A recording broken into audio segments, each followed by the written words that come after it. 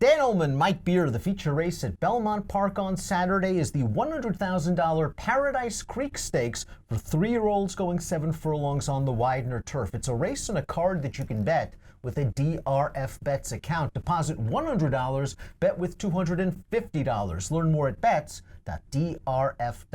Let's meet these 3-year-olds getting set to go 7/8 of a mile on the grass. And the horse they're all going to have to beat, Mike, is your morning line favorite. That is the number 2, Fog of War. A perfect 2 for 2 for Chad Brown last year as a juvenile. And boy, he looked so good winning the Grade 1 summer. And he took down a big scalp in War of Will. Yeah, that's true. It's not the War of Will I guess we're all familiar with now as a Preakness winner, but he was a good horse as a 2-year-old too. I liked his summer a lot. I mean, he got a perfect trip in that race, but I think he won it easier than the margin of victory would suggest. And I also feel like he's a horse who ran a lot better in his debut than it may look too, because that 5.5 furlongs just looked like it was way too short for him, but he overcame it anyway. He actually won that race under strong handling. We'll see what happens off the layoff. Obviously, it's just a starting off point for him. He doesn't have to be 100% cranked for this race, but Chad's pretty good off of layoffs, and this is a good horse, man. Not only did he beat War of Will, he beat a couple of next out winners. One of them, the 4th place finisher, Avies Flatter, came back to win 3 stakes races in a row, with Beyer speed figures ranging between 78 and 81. Now, he missed the rest of his 2-year-old campaign with some shin problems. Do you think 7 furlongs is a bit of a challenge off the layoff? I think it is. I actually feel like these 7 furlong turf races can be really tricky because the good sprinters will get 7, but this is a hard distance for sprinters to run their best race at. And coming off a layoff for a horse like him, who obviously I think he wants to go longer than this, he's gonna have to be pretty tight to beat this field, I think. We do have a formulator fact for Chad Brown, and of course it's going to be a good one. Over the past 4 years, with 3-year-old last out winners on turf returning off layoffs of 6 months or greater, 31% winners, a 290 ROI.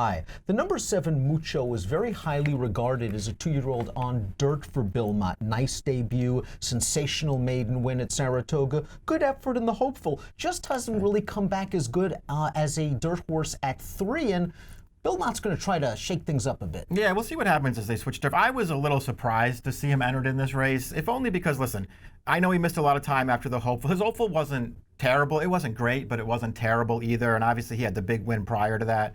I thought he ran fine in his first start back as a 3-year-old this year. It wasn't, this victory that blew you away, but it felt like a good starting off point. And, are they really just giving up on him as a dirt horse after the Bayshore? And I know he didn't run well in the Bayshore, but that's it for him. And now they're going to try and make him a turf horse. We'll see what happens.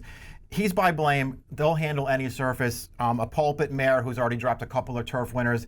He's bred to handle the turf. I just feel like this is sort of odd placement for him. And he can't be that big a price in this race. I don't want to bet this horse in here, Dad. I'm not going to be surprised if he runs well. I don't want to bet him. Got to be the solid second choice just based on reputation alone. And you're right about the family. You go even deeper. You've got Arkapenko, who is second in the Arlington Million and a Group 1 winner in Hong Kong. So he's bred for basically anything. But at a short price, trying something new might be a little bit of an underlay. Let's see what Timeform US has to say from a pace standpoint. Here's the pace projector, blue bar scenario, which in Timeform US parlance means that it favors horses on or near the early lead. They have the number 4 Pole Setter out there on a short lead. Pole Setter just won on dirt most recently, but he has winning experience on turf, and his most recent start came at Kentucky Downs, and I forgive any horse that runs a bad one at Kentucky Downs, especially 2-year-olds. It's just a very quirky configuration. Yeah, that's true. Listen, he managed to win first time out on the grass. Then they went to that Kentucky Downs race you're talking about. He faced better horses in there. He was really no match for them. After that, he went to the dirt, and he just burned a lot of money on that surface. So last time he shows up, he wins by a nose. He gets a 93 by a really fast race he runs for the first time in his life. Was it the slop? Was it because they finally turned him back to sprint and that's what he wants to do? I mean, there are a lot of questions around this. I know that he's won on turf before, but there are a lot of questions around this horse. I don't like him that much in here. I think he has a lot to prove as well. That sloppy track might have had a lot to do with that most recent victory. But you were right, in that Kentucky Downs Juvenile, he faced some good horses. I mean, Henley's Joy came back to win second in the Bourbon with an 84, third place finisher Dragic, third in the Futurity with a 76 Beyer speed figure. Let's go to the outside, because I think Uncapped's going to take a little bit of money, unlike in the William Walker where only one horse took money, and that horse was off the board. Uncapped just got outrun a little early, didn't break too sharply out of the gate, ended up last, and he eased out. He really didn't lose too much ground. He came with a good, solid run to the end of that race. Just missed to the filly Jojo Air, who came back with, I guess, a useful effort. Went second as the beaten favorite in the very one last week with an 82 buyer. Yeah, I mean, listen, this is a horse who's a maiden on the turf, but he's paired up 80 buyers, and those are the two fastest turf races in the field so far. There are a lot of horses who I feel like are going to take a big step forward in this race. So that means that Uncapped, in my opinion anyway, is going to have to run a lot better than that. He's also going from 5 furlongs out to 7. I think that's going to be challenging for him. You know, I'll take exception to the short comment full of run last time. Did he put in a decent run? He put in a decent run in that race, but he was never getting there. I thought he ran fine, Dan. He's going to need some pace to set up his run in here. The number 1 is Strike Silver, going out for the red-hot Mark Casse barn. This horse began his career with a little bit of buzz on dirt, and let's be honest, he really didn't do anything wrong in 2 starts on dirt, which made it seem kind of weird that they ran him on turf in the Indian Summer, and Casse was right and I was wrong, and this horse came from dead last to win the Indian Summer. They've continued on the turf with this horse. Last time out was his first race of the year. Maybe he was a bit short, and he ran against some decent horses. That Real News came back to run second in the Murphy with an 84 buyer. The third horse came back to run second in the Mamzelle for Phillies at Churchill with an 81. Right, and even though, you know, Bulletin, who won that race, came back and bombed in his next start, he's a good horse, and he got right to the lead in there. I was with you. I was sort of surprised to see them switch to turf, and he came last to first to win that race. I don't think his Breeders' Cup was maybe as bad as it seems. He just sort of got very headstrong early in that race, and obviously it was just a really soft turf course. You could excuse that race, and I thought off the layoff last time he didn't run great, but I mean, just chasing wide for a long way in there after they held him up early. I could give him that race off the layoff. I think he's going to run better in this spot, Dan. He's the kind of horse, if he's, you know, a relatively big price, I'm going to use him somewhere. I think the number 3, Dumph, has some ability. I think he's been compromised by some trips in some of his races. He was up close in the Pat Day Mile last time out and tired. His race in the Transylvania, I thought he ran okay without threatening the winner late.